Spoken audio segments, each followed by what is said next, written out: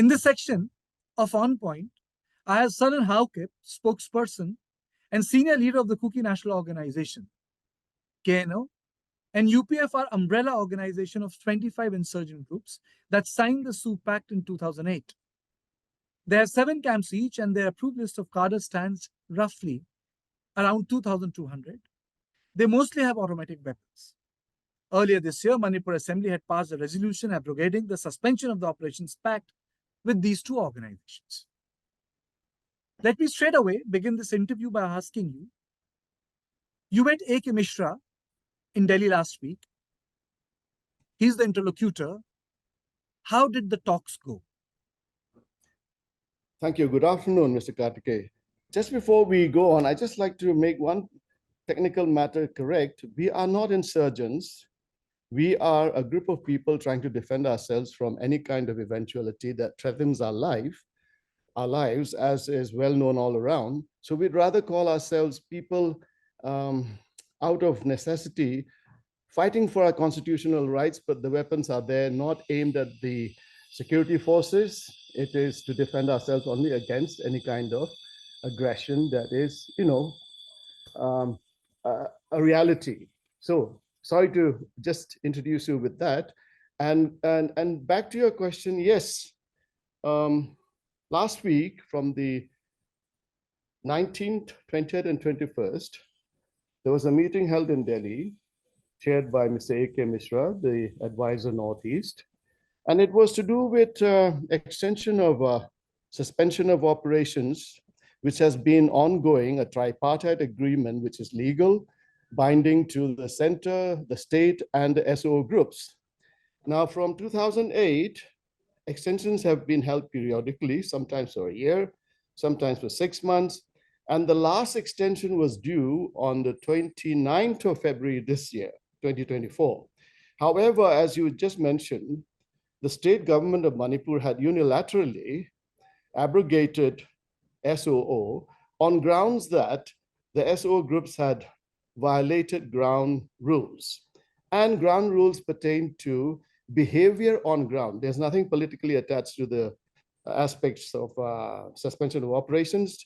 Political dialogue is held in a different format, chaired by the advisor Northeast, and the extension matter, ground matters are dealt with by the Joint Secretary Northeast from the MHA.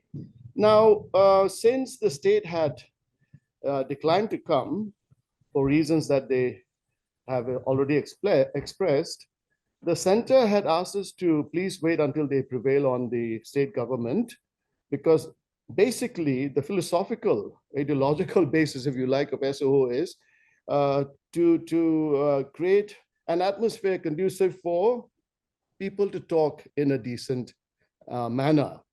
So this has been going on, and talks have been going on. But unfortunately, despite the fact that the Union Home Minister had called for peace before any kind of political settlement within the country, of course, that we complied, and the state refused to. And I wouldn't like to go into the details of those unless you want me to elaborate, but the state was under some compulsion within the Valley of Manipur, where they were, in a sense, forced to sign against, the diktat of a group to abrogate. So violations are petty, sometimes serious, but they're always resolved because they're really nothing seriously against the aspect of peace for SoO. What are the expectations of your umbrella organization from the Home Minister, because you use the word sue for peace? Yes. See, we wield arms for our protection. And we have never used our weapons against Indian security forces because we're not secessionists, but for self-defense.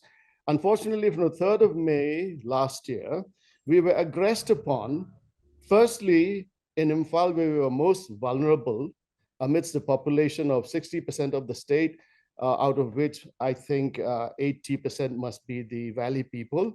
And we were ethnically cleansed from Imphal starting 3rd of May and still ongoing. After Imphal, it was the foothills, the borders, between the valley districts and the hill districts. And exchange of fire happened because the aggression that started in Imphal persisted into the hills, at the foothills, and there our volunteers had to defend themselves to stop that. And of course, the government of India very appropriately brought central forces by air, and there are almost 50 to 60,000 central paramilitary forces, etc., who are guarding the buffer zone as well as the valley and the hills to ensure that there's no escalation of violence, incidents of firing. And I want to underline the fact that our people have never crossed the buffer zone into the valley to attack the valley inhabitants.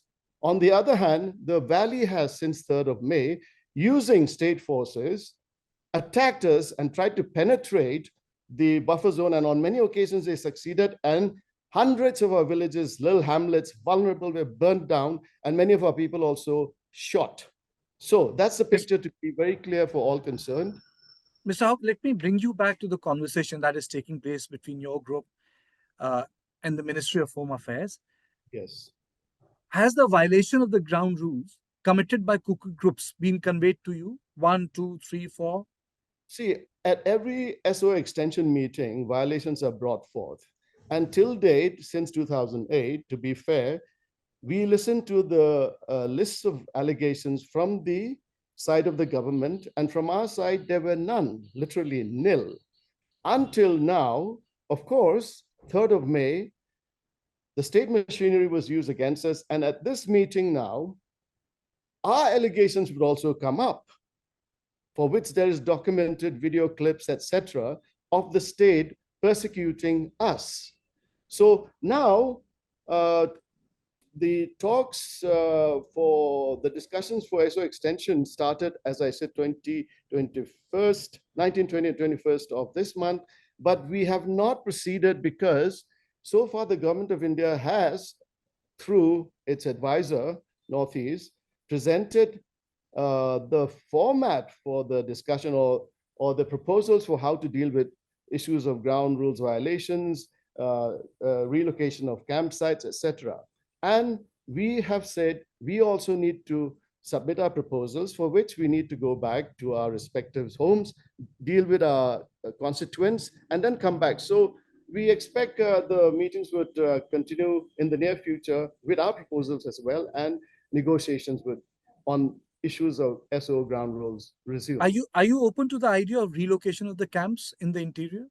Provided the rationale behind it is positive and it is not to our detriment. Definitely, we are compliant. We are not secessionists. And did you get to meet the Home Minister, Amit Shah? No, we never have had to meet him on these issues because these are ground rule matters. It simply means security forces should not shoot at us and we should not shoot at them. And so, unfortunately, from 3rd of May, that has happened. And now the violence has to be contained, and we are compliant. SoO is for peace, and we are compliant. Now, Home Minister is for peace, and we are compliant, as I said. The state ought to be on board too. For reasons best known to themselves and many all around, they are not. Okay. Now, let me take you to a different subject. Why are KUKI,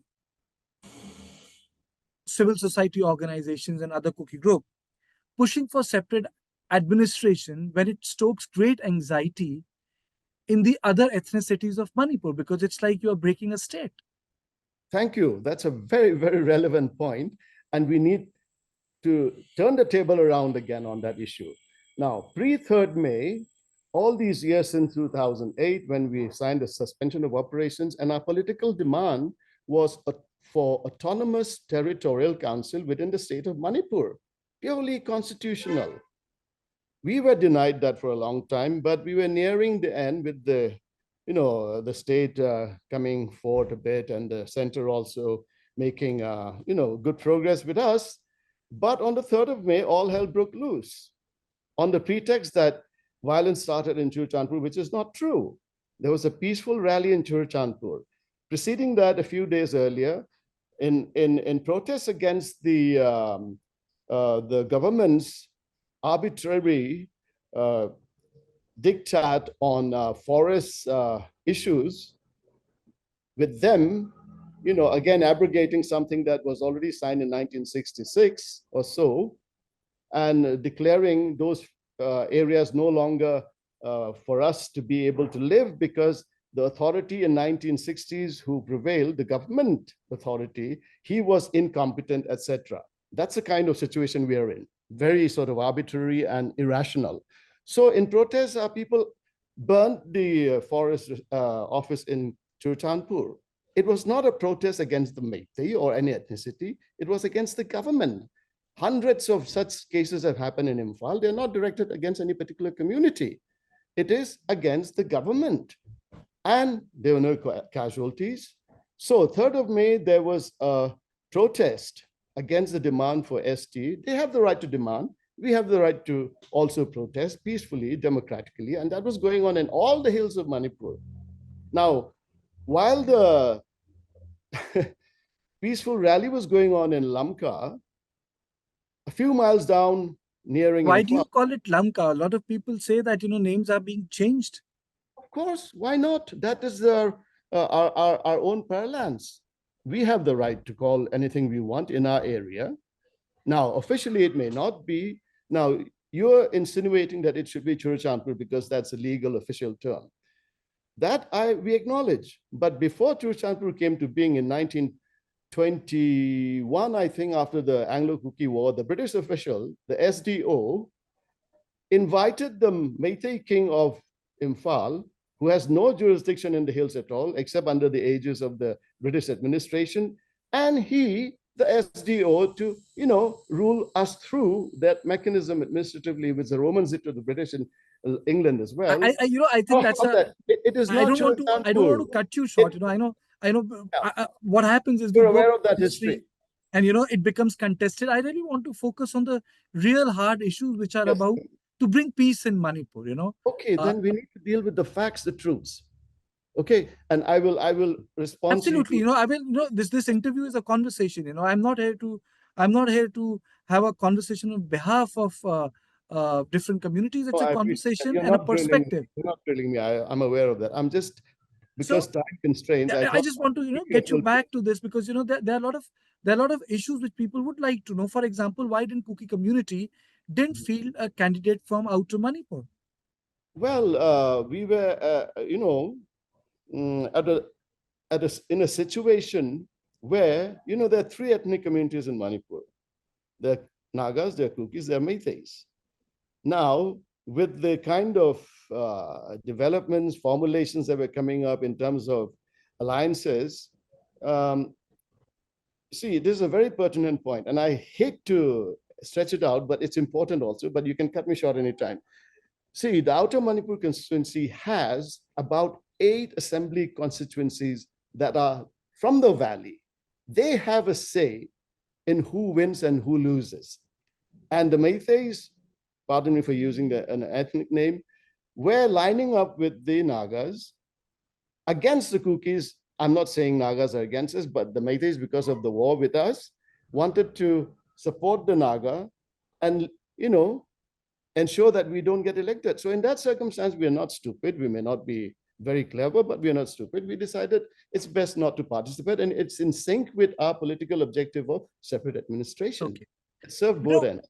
Okay, fair enough. When I started this coverage, a lot of panelists who came from the Kuki communities would talk about autonomy under 6th schedule. Earlier, over a period of time, it turned into a union territory. Okay, why has that happened? Let me interrupt. I'll explain that clearly. Pre-3rd May, as I mentioned earlier, our demand was for autonomous territorial council within the state of Manipur. But on 3rd of May, all that went out of kilter.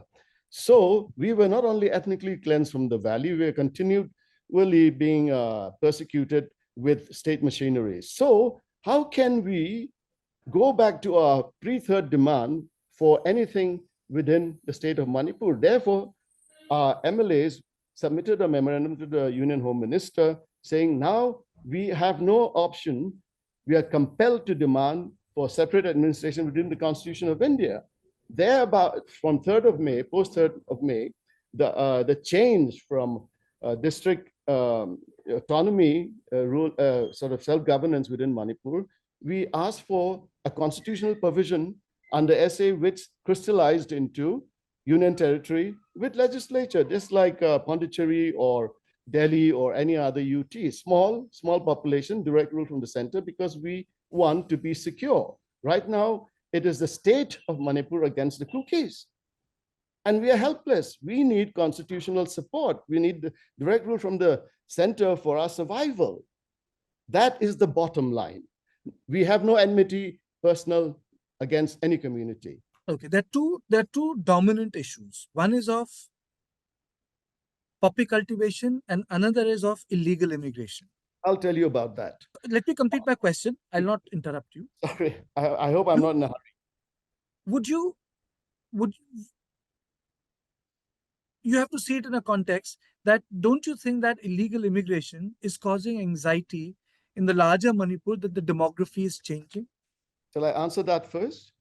Absolutely. Illegal immigration is the perception and premise that the state government, dominated by the Valley people, way of naming it. In Mizoram, they are refugees, which they are, fleeing persecution from Myanmar by the military. It's the same ethnic stock that are coming across. In Mizoram, they're welcome. In Manipur, they're called illegal immigrants. You deduce and you decide. Okay. In terms of numbers also, Mizoram has over 40,000. In Manipur, it's in the hundreds. And poppy cultivation? Poppy cultivation has been there all over in the hills. Why focus only on the kukis? This shows that the whole ethnic cleansing and the genocide that came about was premeditated from years before. This is not something that erupted on the 3rd of May. Our houses for the last 2-3 years were marked out in Imphal. Red paint was marked on our gates, and the people who came to do their survey purported to be government municipal officers.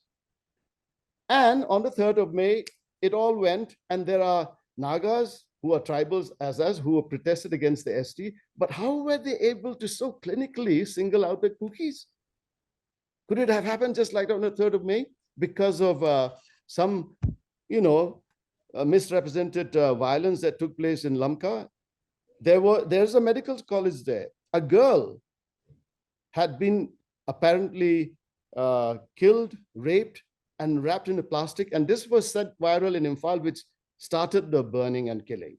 And it was found that girl, the woman, poor woman, was of a person somewhere in Delhi. Some family affair, this picture had come out, and this was used in Imphal. And look what has happened till today. Over 200 have died because of these misrepresentations, false allegations, false narratives, which unfortunately some people in Delhi also are subscribing to, sadly, including a spaced out scientist. Mr. Haokip, Yes. India is a democracy. People are elected. Manipur is part of the Indian Union. Lawmakers are elected. Why are Kuki MLAs boycotting the legislative process? Because they have been killed and their houses looted and chased out of Imphal. They have been physically, attacked. One of our MLAs is a vegetable today. Out of 10, one is completely vegetized, if you like. He was electrocuted, beaten. He's just breathing now. This happened. He was the advisor to the CM. Now, do you think if you were an MLA, you would go back to Imphal and go and attend the assembly sessions? Put yourselves in our position. We're a small minority. We are being blamed for the problems. That ethnic cleansing took place, and it happened in Lamka and More also. None of the Meiteis who are in Lamka and More, who were safely evacuated, you talk to them. They weren't raped, they weren't killed. Our women, the ladies, the women of the hills, ensured that the Assam Rifles took them down to Imphal. On the contrary, ours were killed, raped, and when we tried to escape, they tried to stop us so that they can kill us. Look, which narrative is going to change that? I'm sorry. So, I mean to say, in this case, there has to be a ground for reconciliation. Absolutely. We are for peace. Even in this case, let me tell you, there has to be a reconciliation. Yes, there has to be. Now, come forward with the right mechanism to do that. What happened in South Africa? How did peace and reconciliation take place, for example, during the apartheid? Now, come up with something. Truth and Reconciliation Commission. People should not say we should reconcile. Yes, we will reconcile. How are we going to reconcile? Has anybody come up with a stratagem for that? This is not some social issue. This is physical killing and raping and parading our women for the world to see. Let me get back to the meetings which you had held with the advisor in Delhi, because ultimately these are the issues bit by bit lead to peace. Can you take guarantee of the fact that all the weapons are secure, which are part of the SoO Pact under the lock? Yes, we have complied with that, and the security forces go and inspect it every month. You can do that every week also, we don't mind. Because, as I said, we are not secessionists. We will comply, and we have been compliant. Okay, there are some petty law and order issues because the cadres are hungry. The state government has not paid the stipend which the center sends for 2 years. How are they going to survive? And then we are blamed for violations. When the state violated against us, they exercise their constitutional rights using state machinery, state assets to attack us. That is constitutionally, constitutional the head as well as the state forces utilizing those assets against us, which is violation. Our cadres troubling somebody for 10 rupees or using the state machinery to kill people. I'm sorry. So reconciliation, how are you going to deal with? Sorry, I'm not trying to ask you to answer. I mean to say, you have the right. You have the right to express your grievance, outrage, anger. I mean, it's perfectly okay. But I think the way forward has to be reconciliation. And I say I'm agreeable. We are agreeable. How are we going to do that is the question. We have ideas.